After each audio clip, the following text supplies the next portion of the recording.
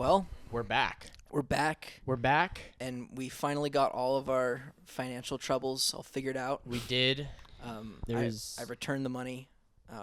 Which is good. I had to sell the penthouse. It was a good month of just reveling in my wealth. Reveling.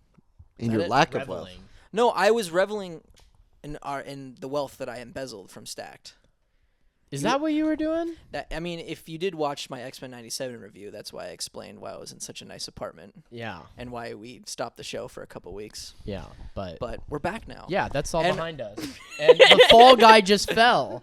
Right on schedule. Yeah. Right on time. It's kind of perfect. He we're hit gonna, me. We're gonna let that happen.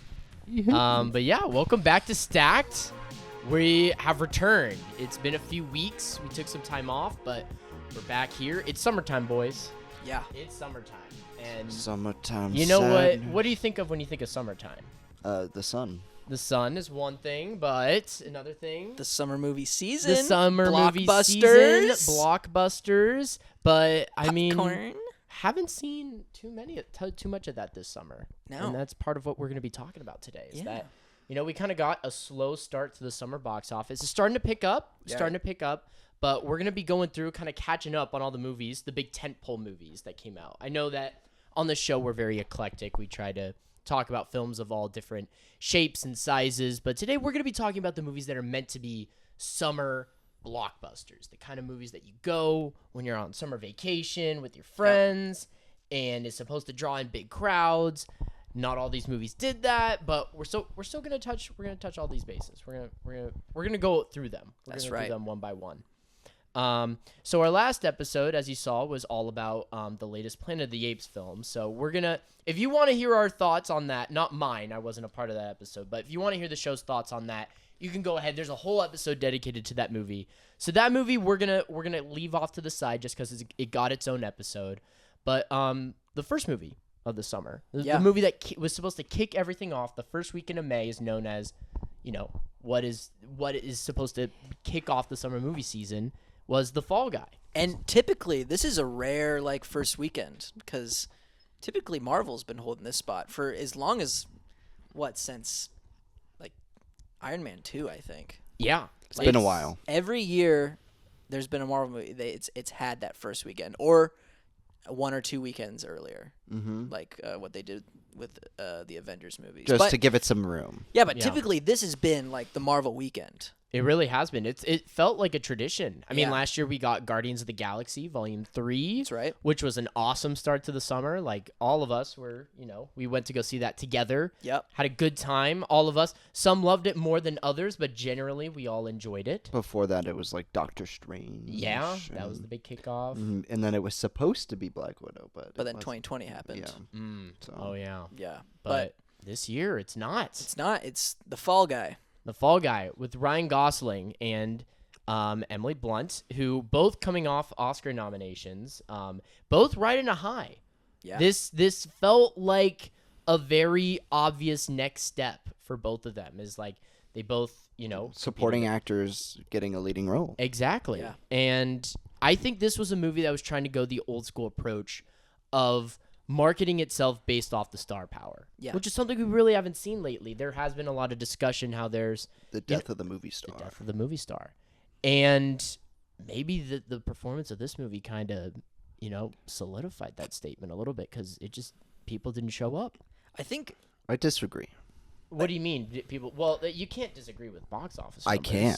Why? Because I don't think the movie did so bad that we're talking about it being run into the ground, because it still got good reviews and it has had legs. I think a theme with most of these movies on the table, or most of the movies that are referenced on the table, most of them have had legs.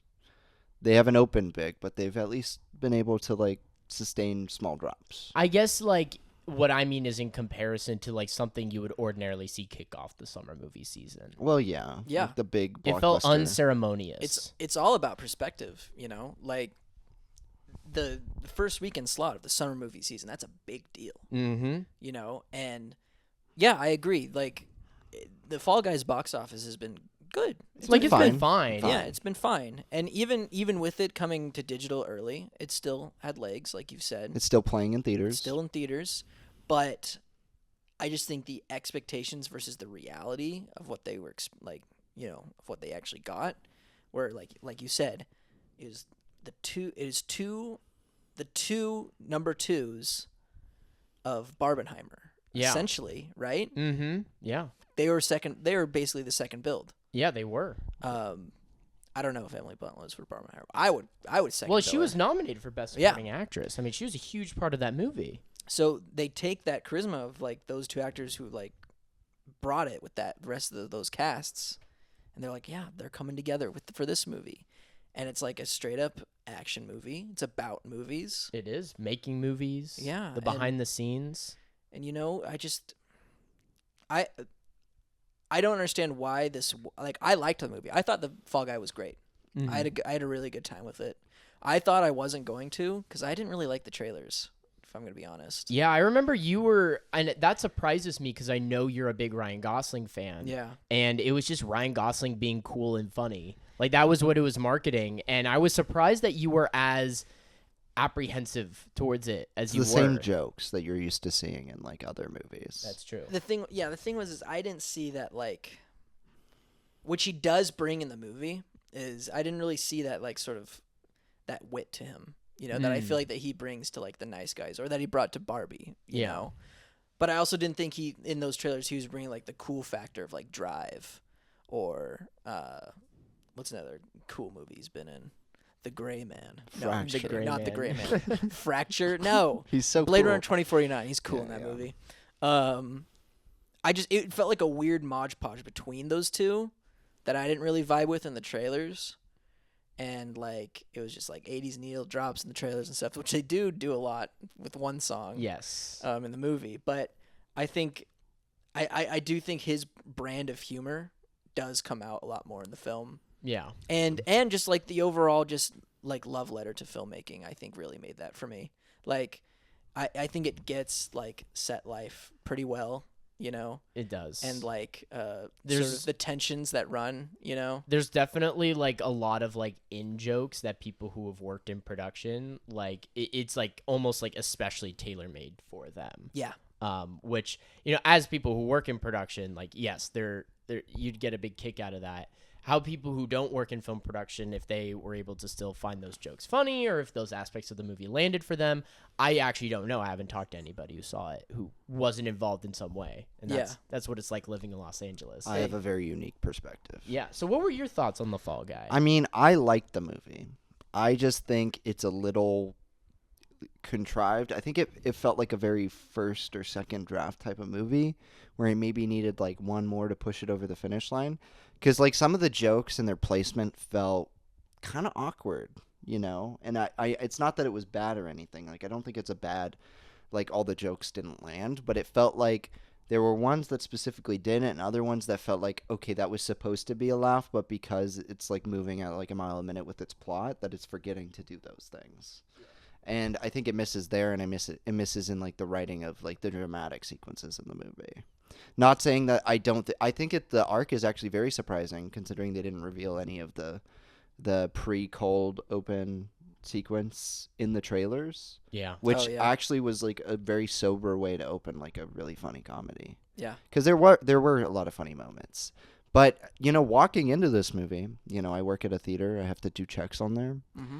Like I see people like laughing it up, but I am also equally seeing theaters where like I walk in during a scene that's supposed to be funny, like the scene where they're sitting and doing the take over and over and over again, Oh yeah. And from she's- The Rock. and she's berating him over like what happened, and it's obvious what's going on, Yeah.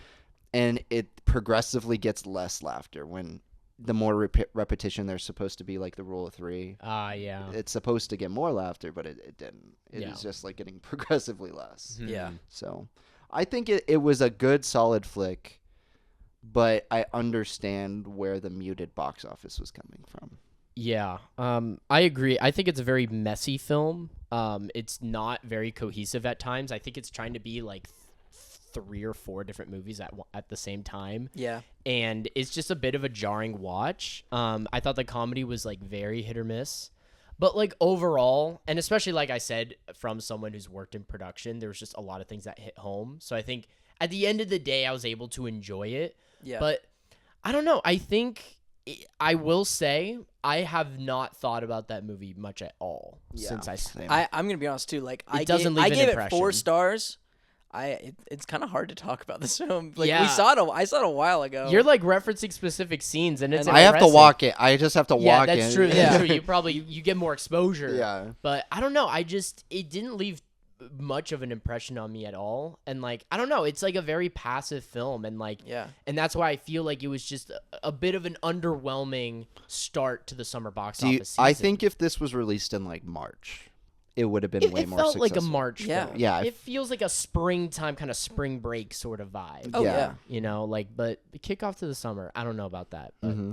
yeah, but that's the Fall Guy. Started there. You know, maybe you'll find an audience once it's out on streaming and digital, and more people discover it that way. Thankfully, it has been talking more about the stunt community. Yes, Yeah. which is by far my favorite aspect of the movie. Yeah. Like if there's any movie that like is gonna help people bring awareness to what stunt teams do for film, like this is the movie to do it. And Right. and with the director and his background, like bringing that focus in on the stunt teams and making them seem like the superheroes of the film set, which they kind of are. Yeah. Like I really love that. It's And- very too. personalized, but Yeah. slightly exaggerated in a way that I kind of liked. Right. Yeah. Right. Exactly. So here's hoping that maybe that leaves that's a way it can leave an impact. I don't know. We'll see. We'll I mean, see. it feels like there's been more conversations about recognizing that for awards Yeah. Yes. since this movie's come out, which is They I feel reference like it in the movie. yeah. There's literally a line in the movie where Do you it's get like, Oscars? No. No.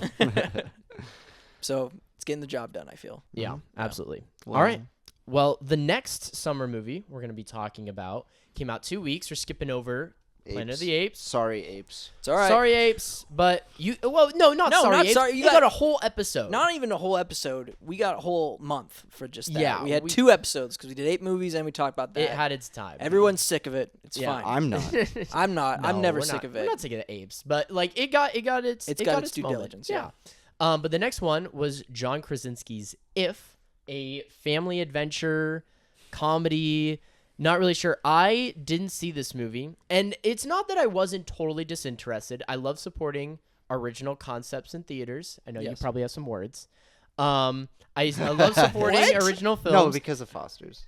Yeah, you've brought up the Foster's Home for Imaginary okay. Friends Yeah, comparison a and bunch. you're calling this but an original film. It is Okay. an original film, not based on an IP directly. Right. Stolen. It's Just stolen. It's shot by Kaminsky, who is Spielberg's What the cinematographer. So it's like bringing in that Spielberg kind of magic flair. Like it's clearly trying to do that. But just the trailers, I thought that these characters, like the imaginary characters, were just so ugly, and I didn't want to look at that. Can we for an hour spoil and it 40 for you minutes. later? Yeah, Okay, cool. that's fine. Because I have a big complaint. Yeah, that's totally fine. But so I skipped out on this movie. It just did not interest me. But both of you guys saw it. Brandon, you had a shocking 1/2-star rating for If I don't. on Letterboxd. Is that shocking, really? Though. I think it's shocking because it's not that good. It is, half-star though. is like It's that's not- a coveted That is. rating for just the worst of the worst. Yeah, That's I what I know. give Larry the Cable Guy movies, man. Like, Yeah, it's I not know. a 1/2-star. I film. think it is, and I And think. where are you coming from? Well, here's where I'm coming from. It's like you walk into this movie and they have so many like wonderful ideas. And I think that you might be going, how could you give a movie a 1/2-star where they have wonderful ideas? It's specifically using like your emotions against you, not in a way that feels natural, but that feels artificial and corporately baked into it. And then when it has these like great ideas regarding imaginary friends and what to do with the plot, it can't decide between the 3 of them to the point where it becomes laughable. And it's like, what the hell is happening? Like, I'm watching the movie, and it's not like we weren't paying attention. Like, Evelyn and I, my girlfriend, we were watching the movie, and we were like, what exactly is happening right now? Like, what is like the through line of these stories and narratives, and how are they tying into each other, and where is this going? And usually, like, that's the fun of a movie, is like you not knowing where it's going. But you can be on a path and be like, oh, I don't know where it's going, like plot wise, and I'm excited. if I don't know where it's going thematically, how am I supposed to have any sort of like resonance? Like, how am I supposed to feel for what's happening? And I don't. It feels soulless and crappy, and it makes me mad because it's like it's an original idea, regardless of what you say about the Fosters thing. It is imaginary friends. It's a concept that hasn't really been tackled in mainstream film. And they just sort of waste it on whatever the hell that was. Jeez. So I hated it. I hated this movie. Oh my gosh. Yeah, Brandon has very strong opinions. Yeah. Where are you at? Because you also didn't like it. Yeah. But you're not I'm going to be a lot kinder to it because I did work a premiere for this movie. Yes. On the Paramount Studios, and I really appreciate that opportunity. It was a really fun day. I like what we did that for like it was for like the purple carpet was rolled out. It was, and there's like it was for kid influencers to come see the movie, and we built like we recreated that carnival on the Paramount lot. It was fun. It was a fun day, and it was a fun gig. So I wanted to check out the movie because I worked it just to see what I thought. And right. Yeah, it's not good. I adamantly believe that this is in some form taken from Foster's Home for Imaginary Friends. Like to a certain degree, but not completely. I mean, okay, so there's imaginary friends. They get abandoned by their kids because their kids grew up, and then they get put in a home. That's the plot. And then the plot of the movie is they have to find new kids for them. But then it's not though. That's the first half. That's like for one scene, and then the next scene is like, oh, we're just gonna return them to their old kids. Wait, really? Yeah. Okay. Yeah. Okay. Can I? So these kids are adults. Yes. Yeah. So they just give them back to the adults. Yeah. So okay. So there's 3 plots in this movie. Okay. The first plot is not in the trailers whatsoever.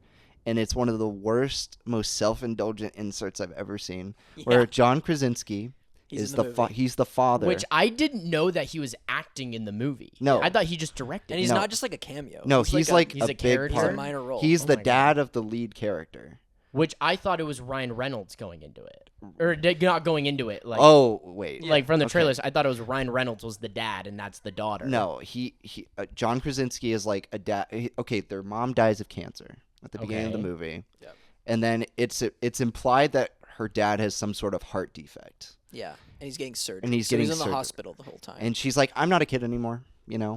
And then that's the subplot through the whole thing, like the underlying meaning. And then there's 2 other plots which Ethan described, which is like the kids returning to their Because she discovers the imaginary friends and can see them. Yeah. And then they're like, we need your freaking help. Yeah. We are so lonely. We're old and lonely. We're old and lonely. And she's like, okay, I'll find new kids for you. And that was And like lasted so shortly. It lasted like one montage, and they tried it with one kid. and she's wow. like, this isn't gonna work. So they're like, okay, we're gonna give you back to your old kids, whether they like it or not. See- and the problem is the reason why they go to the retirement home is like the older kids just like can't see them anymore and just forget about them. So she tries to figure out ways to get the adults to like see the imaginary friends again. But it just feels so contrived, and like if you choose one of the 3 ideas to focus on, I think it's a good movie. But they don't, and because of that, it's so chaotic and messy that you're like, I don't care. And boring. And boring. That was boring. And from a guy who didn't see the movie, Yeah. the character designs were just hideous. And then the big like I did not want to look at those characters. I didn't want to No, look at them. they weren't great. They the looked best really character bad. in the movie is Bradley Cooper. And who's that? He's just a cup He's a of, yeah, that's what I heard. There's like glass of one. ice. It's just a He- glass of ice water. It's Yeah, the that's biggest Bradley laugh I Cooper. had in the movie. and he just sounds like he does his Rocket Raccoon impression. Basically. Oh, really? Yeah. He's like, see, what do I have to do or whatever. Wow. But the worst part of the movie, The big reveal. the big reveal is that Okay, Spoilers. spoilers This for is for if. you care. It's had legs, so people have seen it. Yeah. Yeah. Is that Ryan Reynolds is the lead's imaginary friend, From when she was a kid. and she forgot about And it. she forgot it. No, Why but is technically she did. But he was But a- then that breaks the whole rules of the film because she's like, how can she? Because she sees him the whole time. Yeah, Yeah. But for some reason, she doesn't. and the only way you can see your imaginary friend if you remember. But So all these other imaginary friends are these like fantastical creatures, She's and then hers it's is just, just a Ryan guy. Reynolds. Yeah. just a guy. He's a clown. He just used a to be. guy. I guess he used to be a clown, and there's a but then review- he just became like normal Ryan Reynolds. yeah. What? Okay. And we were like, how is her imaginary friend just a dude? Yeah. Just a regular dude. It not just any dude. Ryan Reynolds. Reynolds. Yeah. Yeah. Just So what I'm thinking is like, does he like exist in this world? And she like saw him on TV or something. yeah. Yeah. She, like, And so she her watched, imaginary she friends watched is Green Lantern or something. Ryan Reynolds. Yeah. She's like, Ryan. Yeah. No, he's a clown for sure. Definitely, maybe. When they showed his hand like in the glove, I was like, oh, I hope they painted. They painted his face and It everything. was like but a they whole- didn't. No, it's just him with a top hat on. And that's Yeah. it. He's like got the beard and everything. Yeah. It's like, oh, It's lame. awful. No commitment. Well, okay. You guys didn't like it, but like the movie's done all right at the box office. Like, I'm happy about it doing well just it's- because it's original. it's had legs, and I think families are going to see A it. lot of families are liking It it. seems They like do like it, yeah. It seems like it kind of has that Wonka flavor, where Yeah. like I could see like I don't know. How dare you? And yeah, this isn't a movie to get mad about because it's like, this is not our demographic. Like, No, it's who made, cares it's what we have made to for say kids. about I it? care. This is like, if you're 20 years old and you want to see it, I wouldn't recommend it, But if you got some kids, take them. Yeah, sure, Take them. gotcha. But yeah, Don't I mean, take I 'em. think it's really played to that. They deserve demographic. better. You think so? Yeah, they deserve better. Well, we'll What movie that's come out do you think they deserve? Inside Out too. which we're gonna Okay, get to. We'll get to that later. We're not quite there yet. We're not quite there yet. So that was If. Moving ahead, Memorial Day weekend, huge, like holiday weekend, Yeah. Double feature. double feature. We get the long-awaited prequel follow-up. Oh. Well, Garfield. yes, Garfield. yes, we do. Okay, so we do get the Garfield movie with Chris Pratt Or playing- just taking the over the movie. role, or just the movie. The movie. Yeah, With Garfield on the poster. it really is just just the the Garfield movie. movie. It's just it speaks for itself. And we had that with the long-awaited prequel to Mad Max Fury Road, Furiosa, Yes. a Mad Max saga. George Miller returned to give us another installment, something that people have been wanting for a while. Guys, what the hell happened? Not Yeah. that the movie's bad. The movie's good. Nobody's seeing it. Why did people not go see this? It's niche. I guess it is, but like I feel like Fury Road has done a really good job building an audience and like How long is a this fan movie? base. Maybe like 2 hours. I think it's like 2 hours. Yeah, it's 2 hours exactly. Yeah. Oh. Furiosa's 2.5 hours. And you think that turned people away? I usually don't think length is a thing, but this like maybe people have seen Mad Max Fury Road over like time and they like are like, oh, like it's a good movie, but like I'm not gonna go see the new one. It's just a niche thing, like super weird characters. What are their names? Like Toe Jam and Scrum or whatever, and Smeg. yeah, Smeg, that's his name. And you just think for like Erectus. general audiences, like it might just be a little too Erectus. out there. Yeah, Erectus and Scrotus or whatever. Scrotus. No, it's Scrotus and Erectus. Yeah. Wow. Yeah. And it's Awesome. like I think it may be too weird. Whereas the at least with that Mad Max, it's like it's weird, but like it's a car chase the whole time. It is. So you're not really like, oh, like this is going. if Maybe you don't yeah. if you don't want to tune into like the lore, like the characters of Fury Road, you don't have to, and there's still Yeah. plenty to enjoy with this. Furiosa, you literally that's what the movie is about. Yeah, it's it's about world building. exploring this world, which just to go into my own personal thoughts. Yeah. I wasn't like in love with it, but I did respect what George Miller was doing. Yeah. And I think it's really cool that after all these years, he's finding new concepts to explore within this world that he's created. I know it's a sequel, but in a way, it still feels a little bit like an original film because it is from the original storyteller Yeah. who created all of this. Like, it isn't someone just adapting an IP. It's like still his vision. I think this is more in line with the other Mad Max movies than Mad Max Fury Road was. Mad Max Fury Road feels like a departure and an evolution of that sort of Beyond Thunderdome aesthetic, which is like pretty much all action, a little bit of comedy, and then like a little bit of drama. You mean Road Warrior, Yeah. not Beyond Thunderdome. Sorry. He like That's camp. He hangs out with kids for like half the movie. Yeah. And it's just kids in a desert. Whereas Furiosa feels more like Mad Max in that, not just because it's an origin story for one of the leads of the Fury Road movie, Yeah. but because it feels like it's a character-centric drama most of the time. Mhm. And I don't know. I know we just watched Fury Road before this, probably like a month or two before the movie came out. Yeah.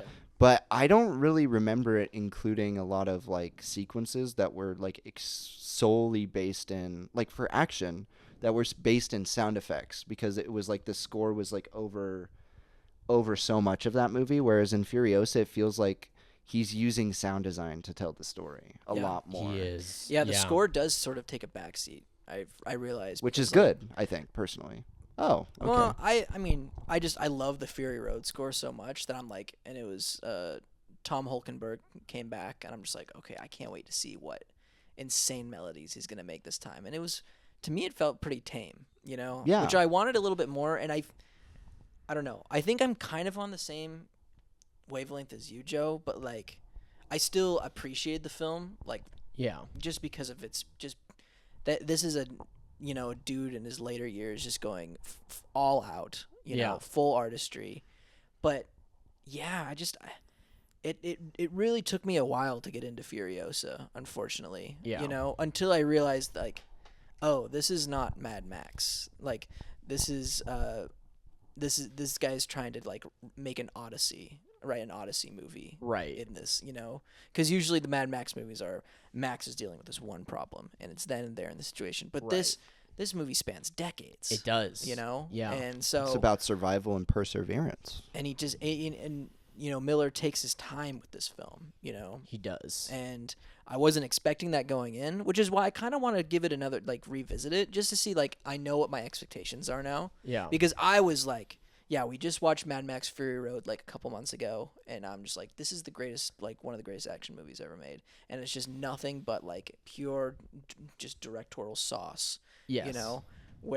And you're just like, you can't catch a breath in Fury Road. But here, it's like, you know, you can. And I will say this, and I think Furiosa makes for a fantastic companion piece to Fury Road, because if you really wanted to dive into the stakes of Fury Road and feel like the world, Furiosa will provide that context for you. Yeah. If you're looking for that. The problem here's the thing. Fury Road's the kind of movie I'll revisit whenever. I'm not going to be like, oh yeah, let me just pop in Furiosa. It's always going to be in the context of, I really want to like dive into Fury Road and like get into the meat of that movie. So let me prep myself with Furiosa, get to know this character better, so that way when I get into Fury Road, it's all the more impactful. But it's not the kind of movie I would revisit on its own. It's not just the character. I think it's the tangibility of the world. It is. Yeah. Because in Fury Road, I feel like it's like they expect you to know all the characters and places, where they don't even like really build out the world too much in their earlier Mad Max movies. So when it came to Furiosa, I watched that movie and I'm learning about these locations and the geography, and I think it does better to enhance that movie, like you said. Yeah. And creating this like sense of background. And honestly, I wouldn't be surprised if George Miller at first probably would have set out to make this movie first and not make it a prequel original. I think he did. Yeah, I think he did. But I think the benefit being is that probably if we got Furiosa first, we never would have gotten Mad Max Fury Road. Which is very true. Right. So I think that's the benefit of it making it like that. But yeah, guys, like, what if you could think? I mean, Brandon, you got into it, but like, Ethan, why do you think people didn't just show up for this? Because it wasn't just like, this movie really underperformed. Yeah. Like, it really, like, people just didn't come out to see this. I think two things. Yeah. I do think that we overestimated the cult classic status of Fury Road. You know, because it's a Best Picture nominee, but that doesn't mean it registered with most people. Right, and I just think, because nobody went and saw that film. Yeah, that's what we got to remember. Fury Road wasn't like a that major wasn't success. a success. It was a hit within. I was kind of surprised that he was able to make Furiosa. Yeah. After Fury Road, you know, so I think people just overestimated how much like people went back to watch that film, and I don't think many people did. As much as the film community does, and like they always go back. I don't think many like people in Middle America. Yeah, regular moviegoers. Farmer Brown.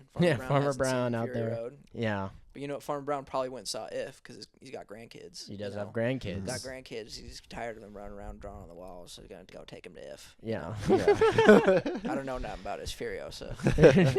I don't know. Dad. It's got I a like this lead. Farmer John. Yeah, Farmer Brown. Farmer John. He says it how it is. Yeah, he's the voice of America. He really is. If you ever want to like ask him about like why a film underperformed, he'd be like, I don't know what that is. I mean, if you look at it, it's like we had a lot of R-rated movies this year. And it's R-rated. Yeah, it's R-rated so- too. Yeah, kids weren't able to see it, or even teenagers. Yeah. You know, they weren't able to get in. The kids aren't like with it. Yeah. It's not their fault. They're not allowed to. No, but some kids like sneak in. Like I. Sneak in, but that doesn't equate to box office That's numbers. true. That's true. That's true. They try. Yeah. But I don't see him sneaking into Furiosa. You know what I see him sneaking into? What? Garfield. No, The Strangers.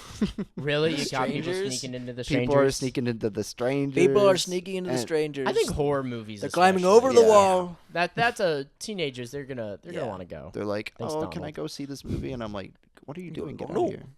Fuck out of here. Get out of here. But yeah, Furiosa. It shared the weekend Yeah. with This the good old movie, Tabby. the Garfield movie. The movie that There he really is, the killed star it. right here, and the Garfield movie. I mean, it did pretty well. It did pretty It's doing well. Okay. It did. And one of us saw it.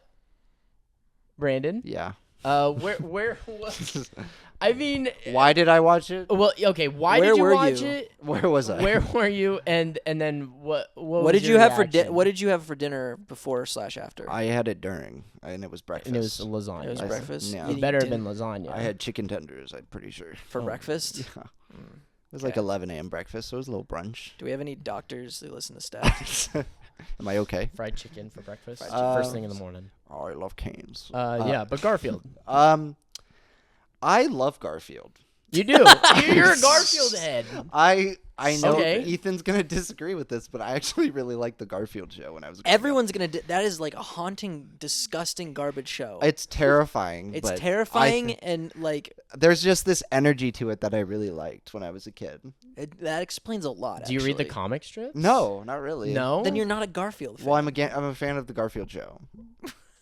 So that was where you were at. and going. I think Garfield. So your expectations were Garfield show, yeah, and it fell. somehow it fell beneath the Garfield show. Yes. Wow. That you are not painting like a good recommendation for me. And I'm not, and I don't want to because Okay. it's not a good movie. Yeah, I think not good. I think the character designs are pretty good, pretty accurate to both the show. The good and- design of Garfield. Well, I think it's.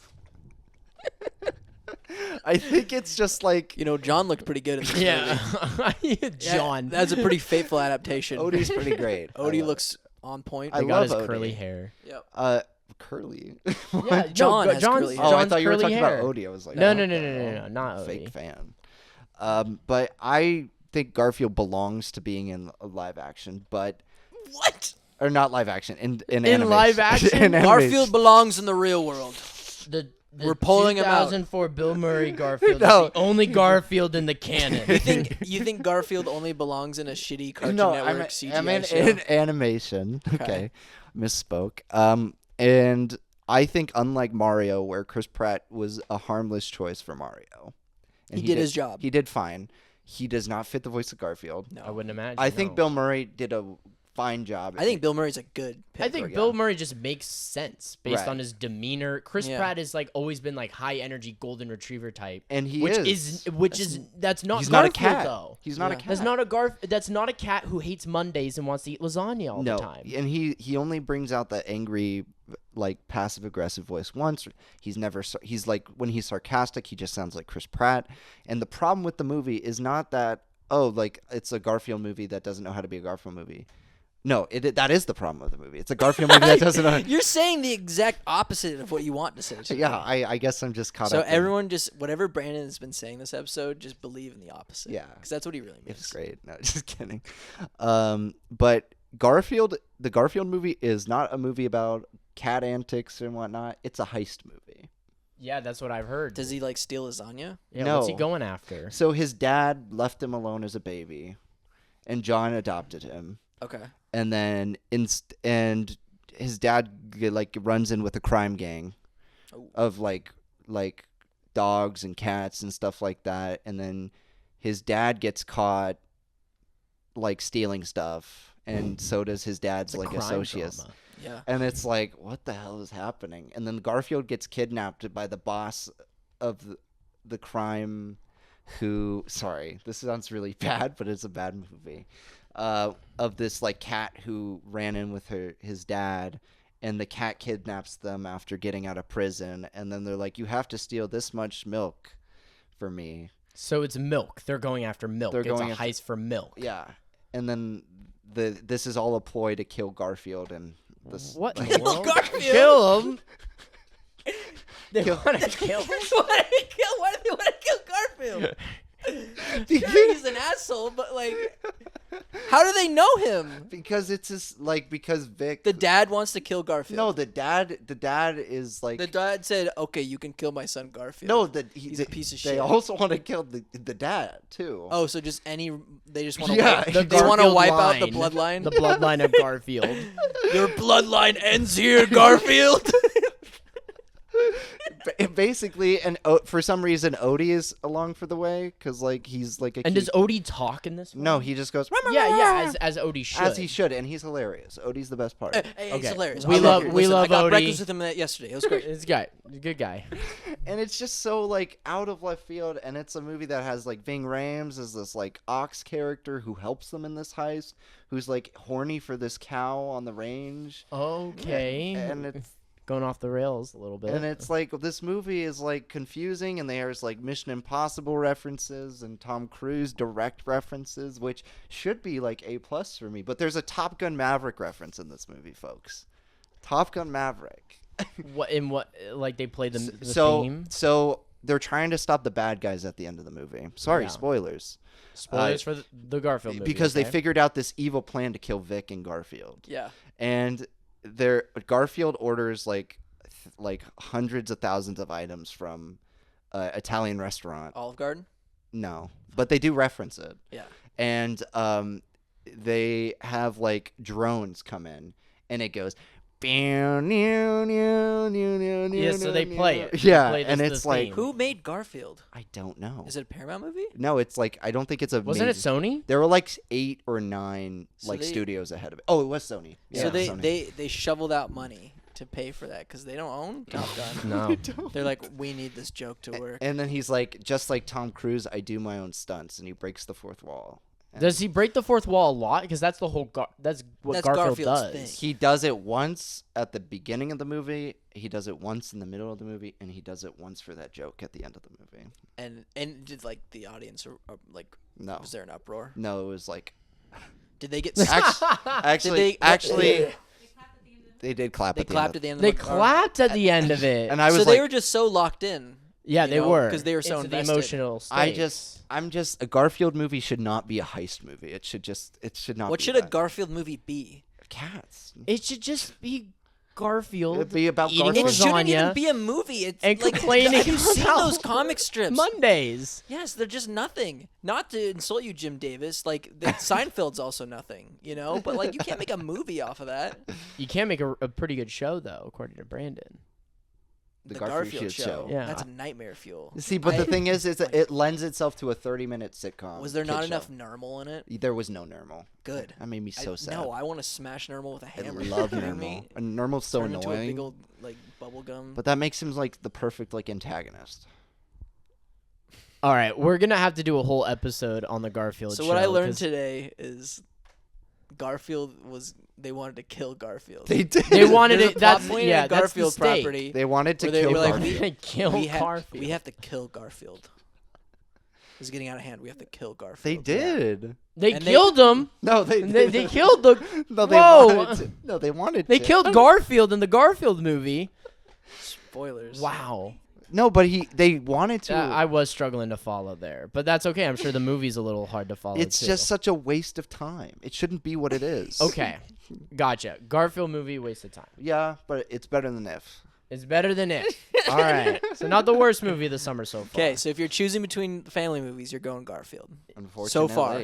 Well, we have another family-friendly got- film we to got get another to, one but later. we're gonna get there. All Bad right. Boys. Well, the movie that kind of started picking things up, Bad Boys, Ride or Die. I keep wanting to say For Life. It should have been For Life, but I It didn't think does. they knew they were gonna make a fourth one. No. So they made the third one say Bad. They Yeah, should have called it just Bad Boys 3. I keep wanting to say Bad Boys for Life, but I it's do too. Bad Boys Ride Ride or or Die. Chris, who's out of town, he's in back home in Hong Kong, Yeah. is unfortunately not here, and he's a big fan of these movies, and you two like to go watch them together. Chris and I, we're like this when it comes to the Bad Boys movies. Like that is my action franchise, the Bad Boys movies. Really, you go as far as to say I mean, that. yeah. More than John Wick? Because Oh. you talk my ear off about John Wick. Okay, yeah, it's John Wick. Okay. Okay, but if I were to choose, I don't know, my cop movies. Those are the cop movies I like. Okay, you go for I hate you cops, go for Bad but Boys. if I were to choose some cops to like, it's the Bad Boys. And RoboCop doesn't count because he quits being a cop halfway through RoboCop. So That's true. Don't come at me. In the He's a comments about vigilante. that. in that He movie. is. He's a vigilante. So you haven't these- seen it, Yeah, and I'm dying to. and because, you're going to with Chris. because yeah, I think the first Bad Boys, it's okay. Bad Boys 2, Good movie. great movie. Best Bad Boys movie. Best Bad Boys movie. Bad Boys 3, Chris and I were in the minority. We loved that movie. I thought Bad Boys for Life was fantastic. It's ass. I know. Everyone thought it was ass. It was funny. Chris and I saw it and we're like, this is awesome. And then we all took you guys to go see it. We hated And it. you all hated it. But that's okay. It happens. Shit happens. and you have not seen it. Do you plan on seeing it? If I get to it. If you get to it, it's it's not not a like priority. a priority. I have a lot of negative feelings towards that third one. Like it's like a I thought you were going to say towards Will Smith. no towards Will Smith. No, I heard somebody He walking. could have killed someone. I was walking in the hallway Uh-huh. the other day at work, and people were like, "Oh, I can't believe they made another movie with Will Smith. I hate him." And the lady Wow. with her friend was like, "What did he do?" Are you serious? Yeah, and she was like, Wait, what happened? was he like involved in Scientology or something? Wait, And that was her response. what did he do? What did he do? I don't Yeah, know. I don't know.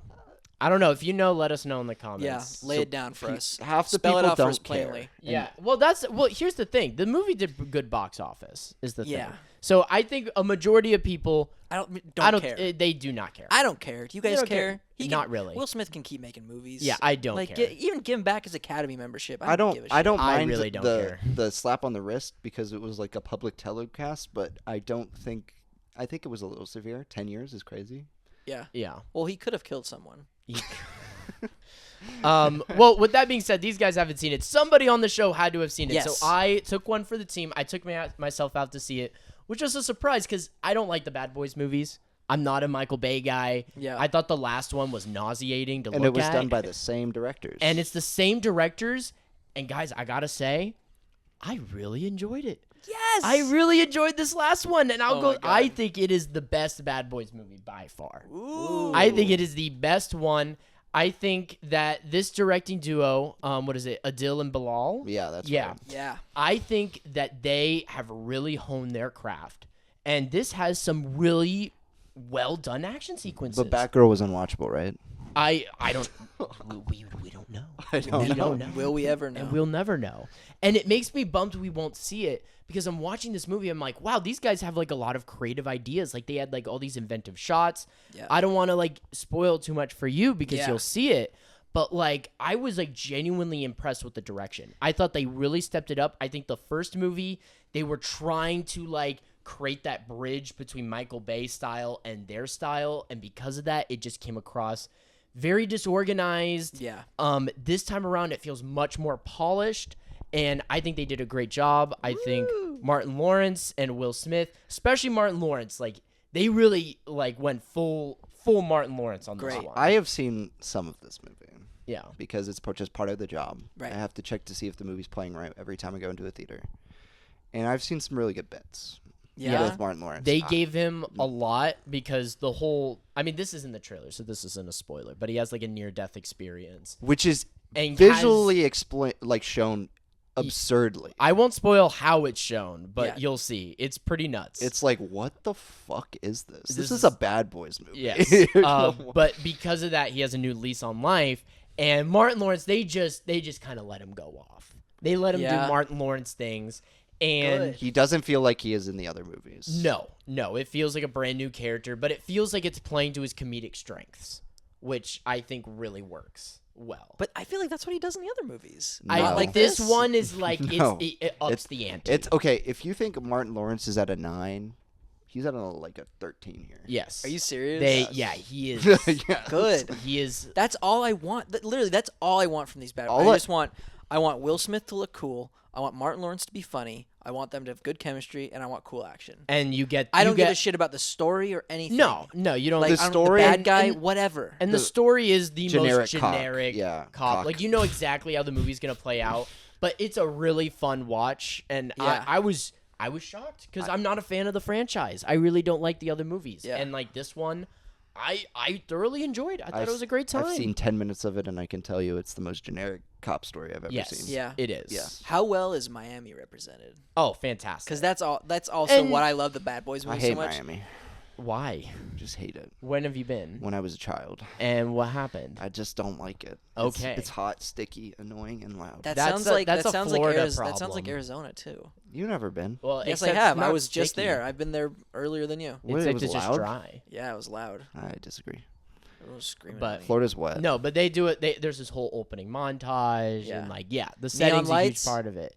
Neon Yeah, lights, good. absolutely. There's like a very colorful sequence, and they're using like drone shots flying all over Yeah. the place. Like the cinematography and the direction. Gimbal. They've been showing that shot of them Will where Smith. like it goes to film them here. Okay, And then okay. it So spin you've outs to the seen gun. that. Yeah. Okay, so I can talk about that. Because they, yes. they marketed that shot and like how they did that. That was like part of the marketing. Yes. Okay. In that case, you've seen that, so I could talk about that. Yes, they do these POV And it's shots awesome. where they're switching between like their face and the gun's POV, and then it like switches right back in the same shot, and you see like their POV with the gun, and it's just like dynamic and interesting to look at. I am not a big action movie guy, and I think part of it is that like I think a lot of action is like really blandly directed. There's like a blueprint to how to get your coverage that a lot of directors just copy and paste, and it's just it becomes numbing after a while. Yeah. But this movie like continuously finds interesting action sex Action sex. action sex. There's no sex New in lease this on movie. life. We're not talking about challengers here. But there's action set pieces, and they find visually interesting ways to depict things. Yeah. And I had a lot of fun with it. I really did. I can't. It's Yeah. It's unfortunate that the moviegoers that I've experienced this with, meaning had to look after, they've been a little bad boy. Yeah, I think this would attract some rowdy crowds. This has been the most rowdy crowds I've seen work at a movie theater. Well, like outside of just like laughing loudly, like Like, what kind of rowdiness? Phones out, talking constantly. Oh my gosh, I will. Having laptops in the theater. I will say Laptops. we're talking okay. If we're talking about the theatrical experience, I feel like lately with the summer movies this year, I've seen more people just Dramatic blatantly increase. have their phones out. Like they don't even do the thing. Which They if hide you it. need to send a text message, I get Yeah. it. People have work. They have lives outside of this. We're at an AMC. I understand if you need to send a quick text. Yeah. But like the way to do it is keep it at your side so it's not distracting other people, maybe in your like jacket pocket or something like that. There's ways to do it. They have it out Scrolling up on front, TikTok. scrolling on during God Bad knows Boys? what. Wait, I just got an email. Exactly. And on full brightness, and it's like just a complete and utter lack of consideration for anyone else in the movie theater. People sneaking alcohol in And the I'm not gonna movie. lie, Wait, it's what do you think of this? it's yeah, other people involved. Like you get to just see what's going on. And like I'm not gonna lie, it's made me want to become like a Karen and be like, "Hey, can you please put your phone down?" Yeah. because I do get distracted by that, I and it's disruptive. Opening weekend for this movie, actually for the Friday or Saturday that it opened, because I was working projection, I probably asked like 40 people to put their phones away. Wow. And they And I how had- do I they had respond one. typically? Some people are like, "Oh, I'm sorry," meaning they knew. Yeah. But if they're filming the movie, I can't like. That's illegal. Yeah. Yeah. Like When I took Milo to go see King of the Planet of the Apes on Tuesday, some guy came in during the last 10 minutes of the movie, sat down, pulled up his phone, and started filming it Are you serious? till the movie ended. And I Yeah. was like, what? But I had one guest who was so mad that they complained to guest services. Yeah. They were so mad. They said he was super intimidating and condescending, and I'm like, It sounds like really defensive. Like Yeah. they got caught They're doing like- something they they're- weren't supposed to. and they're like, where does it say that it's not like I can't have my phone on me? I'm like, I never said you couldn't have your phone on you. Yeah. You Yeah. could send a text. You could walk in the hallway on your phone. There's signs everywhere that says no phone zone, yeah. Yeah. and I still got yelled at for it. And I don't know. I just think that They're being bad boys. it sounds like at least Harkins, the chain you work for, has like a policy for that. AMC, it feels like the employees like there's no they don't don't I have don't. that. I don't police see theaters. anybody come into the theaters and check. No, No. not at all. And like you're right, it has become like I've noticed a big change. And It's it's gotten not just worse. AMC. Because we still saw films all the time back then, and there were some people that got out on their phones. You know, Yeah. it was Sure. annoying, but yeah, this year I've seen a big shift. And it's not even just in like slow, boring movies. You know, it's in like No, it's in action movies. I'm like, how are you not entertained? by what's Attention happening? spans are they're just I saw somebody scrolling getting on TikTok trashed. and they glared at me and it was like, I'm just trying to like help everybody else through. You Yeah. know? Yeah, and it's I don't know. It's just a bummer to see, and I wish, I wish theaters honestly like would enforce it. Like Come to a stronger. Harkins theater near you. I guess so. There's only 4 in California, but Little plug there. All right. Last movie, and this is ending at least the box office story of the summer thus far on a high note. Yeah. Is the release of Pixar's latest film, Inside Out 2, sequel to Inside Out. massive hit. This movie, blew everybody's expectations out of the water in terms of how it performed. The Yeah. past few years for Pixar has been rough. People have not been going, or it's just been released on streaming.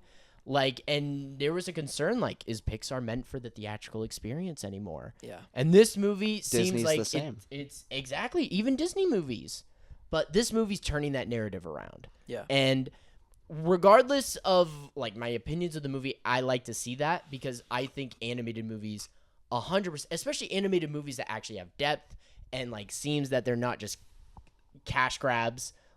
You could argue this is a cash grab, but I think there is a story here worth telling. And it's good to see that this has a place in the theatrical marketplace. Yeah. Yeah, it's kind of a bummer that the narrative is Pixar put out all these original films Yeah. and they all got put to Disney Plus. Disney Plus. Or they all failed. Even after theaters were back, Turning Red, there was Yeah. really no reason why that shouldn't have been released in theaters. By that point, theaters were back Yeah, up and running. we were back at that point. Yeah. And they were like, this is what started, that's what created Inside Out 2. Because they're like, we need to focus more on sequels. So they made Inside Out 2, and now look at it. It's doing amazing. Huge Rightfully so. numbers. I think it's the Best. best family film to come out this year. I think Kung Fu Panda. that was not good. Garfield. Garfield. Garfield, no. If. No. Sasquatch Sasquatch Sunset. That, Mm. yeah, Depends on what it is family about you a are. family. It's about a family, and Yeah. I think all families should watch. It's educational. Yeah. Yeah, I'd say it's the, or I mean, The Robot, bar is low. Robot Dreams, but that's getting very limited release. Yeah. I understand. Yeah, this is a good family movie for people to go out to go see. Yeah. And that it is good. I was so happy when we got to see Inside Out. We saw it Thursday night premiere.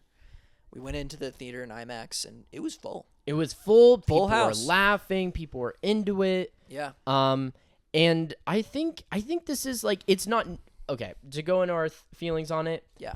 It's not. It doesn't match the original. I think Inside Out is one of Pixar's strongest films. I think that's a really special and creative movie that has stood the test of time.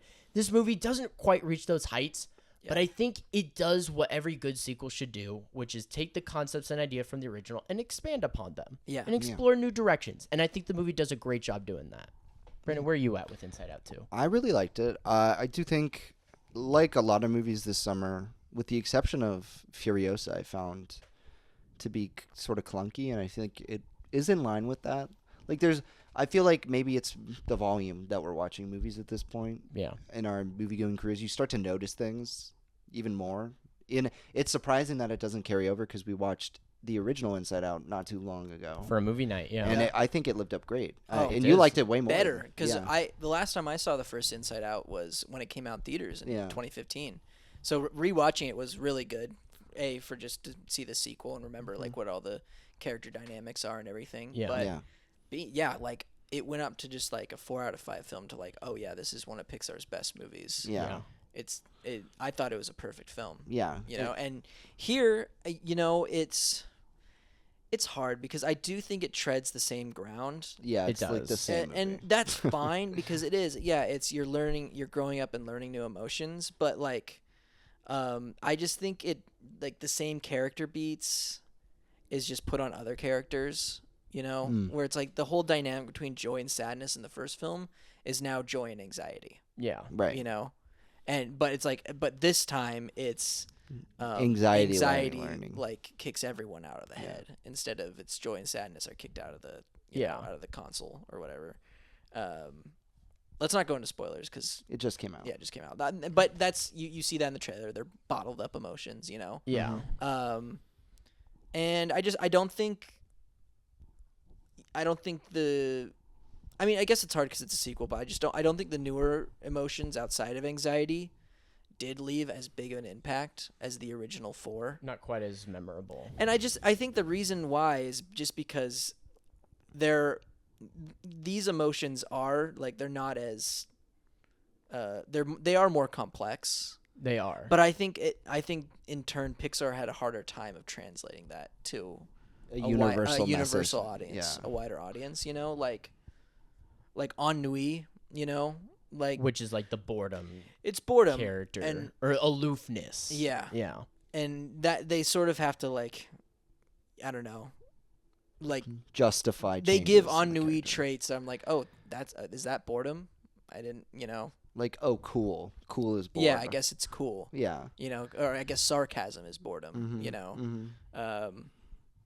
But yeah, I don't think like embarrassment is as strong a character as any of the other ones. Mm-mm. Not because like he doesn't talk, but I think like know. what they were going through is with where Riley's at in life Yeah. as a teenager. What are like the emotions or feelings that Yeah. teenagers face the most? And I think that's where the new emotions, and I will agree that the characterizations aren't as strong, but I think that's why they worked for me is because they picked the right 4. I feel. believe that those emotions, when you're 13 years old, you're Yeah. going through that change of going into high school. I remember being in Riley's position and like being really insecure. I went to a different high school than all my other friends. It was a new environment. So I think it personally resonated, and I remember those feelings of like wanting to fit in, wanting Yeah. to change myself in order to become a better person or what I thought was a better person. Yeah. And yeah, a lot changes in that time. But yeah, in terms of capturing like the teenage experience, I think that's where the film resonated with me. And like the poignant lesson of Yeah. just, being forgiving towards yourself and your flaws. Yeah. And I think that's what Pixar does best, even when their stories like aren't quite as strong. There's always like a very poignant message to take home that I Yeah. think anyone can relate to, and that's really what I took away from this movie. No, I took away a nice message, and Yeah. I'm appreciative of that. I do think that if you can take away anything from Pixar, and this is where I'm not as concerned about what most people say about Pixar, is usually, if not, I don't think they've ever come out with a movie that feels like a straight up cash grab, like except for maybe Cars 2. Or even M3. Cars 3 a little bit. Yeah, just because they're merch, and It's and toys. Toy Story 4. What? No. I mean, That I doesn't think feel like a that cash grab. movie was made because they're like, oh, we got to make another Toy Story movie.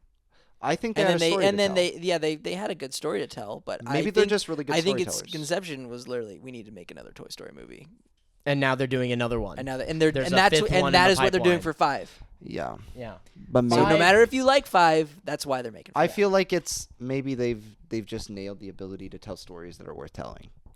Because you can look at Disney and you could try to make the argument like, oh, like they're trying to do the same thing but with original movies. But honestly, sometimes I look at their stories at like face value and I'm like, I don't know if they're worth telling. Whereas like I feel like every Pixar movie has an audience. Like I don't like Luca, but I think that movie has a really like solid. It has base. resonated And with a yeah. lot of people. And I'm not gonna say it's not like vapid, because it's not. Yeah, It's but just not for they're me. there. Yeah, they're there. Yeah. And yeah, go ahead. Well, you also have to understand, like, Disney owns Pixar. Disney has their corporate agenda that Yeah, they they do. need. Yep. So Pixar, they put out these original films, but Disney's like, hey, we got toys to sell. We have theme parks with your merchandise in there. Yeah. Like, not all of these decisions are strictly just from the Pixar team. I bet there was pressure, like, hey, your movies aren't performing too well. maybe let's give Inside Out 2 a try. Like, Yeah. let's give Toy Story 5 a try.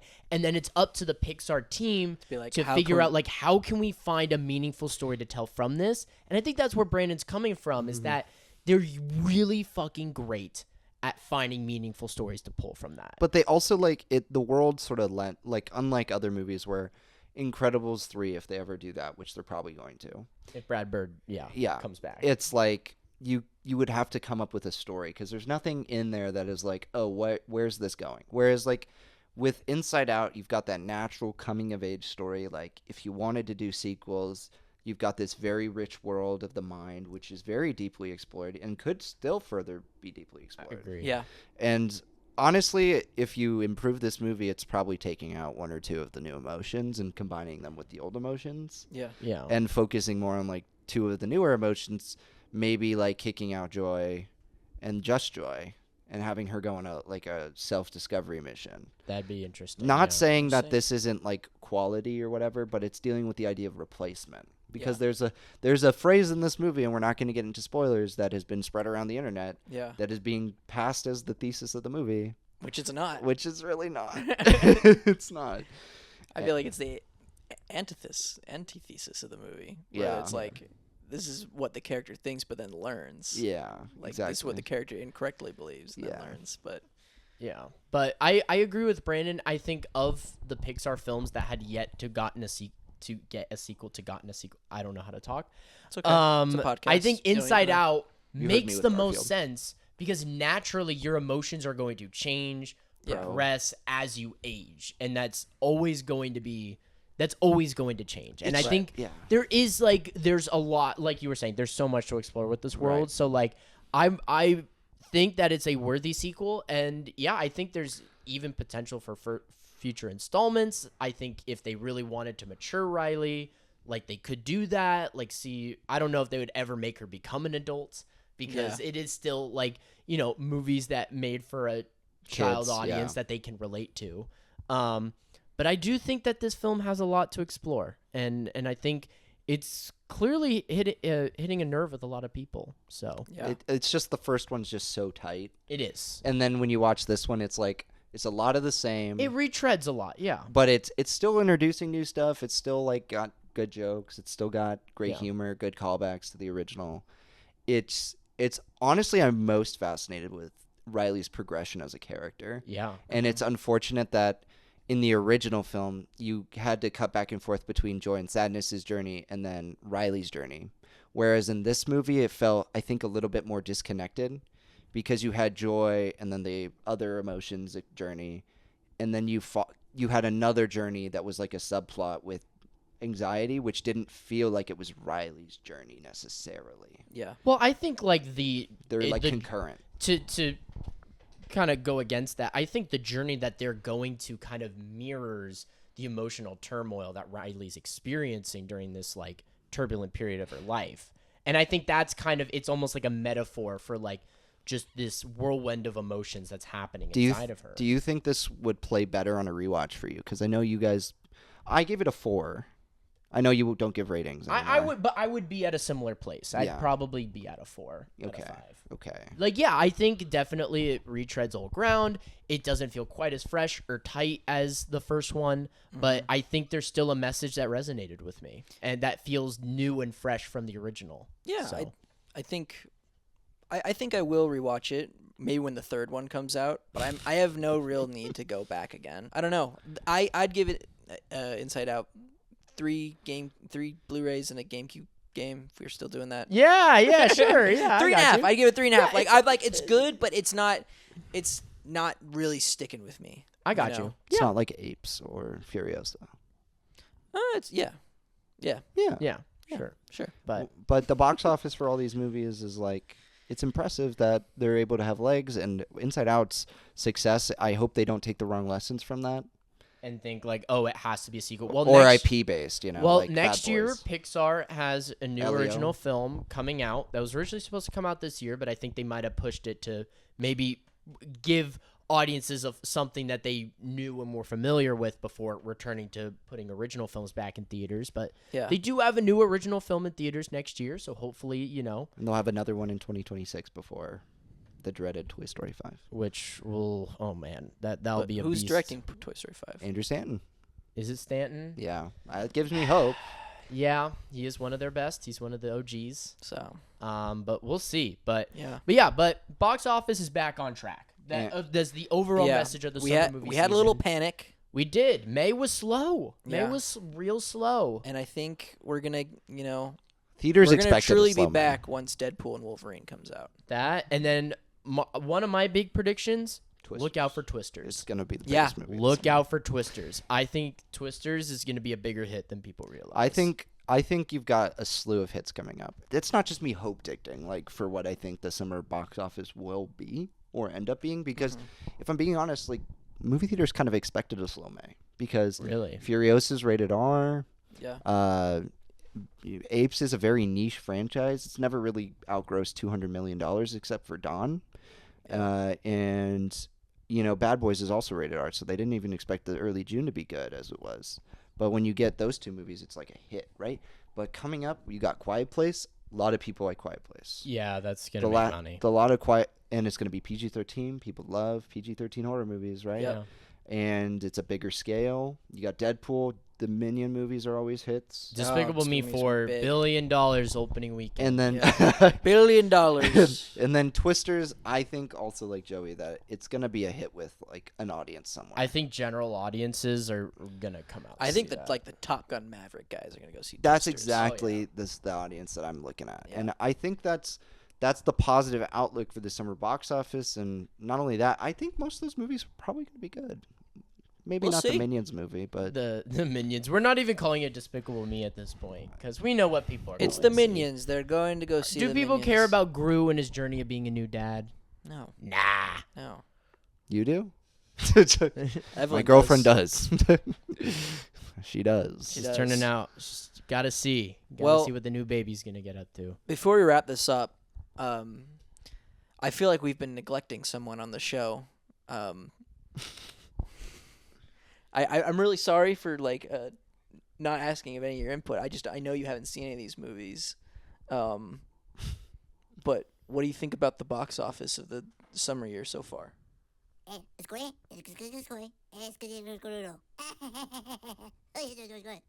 we don't have to be an asshole about it. Anyways, Whoa. ignore him again. Jesus. This is why I don't know. I don't like bringing guests on that I don't really know beforehand. You need to build that chemistry. Yeah. Yeah. We should have talked to him during the podcast. Maybe. And I'm not even afraid to say this out loud because you've pissed me off, buddy.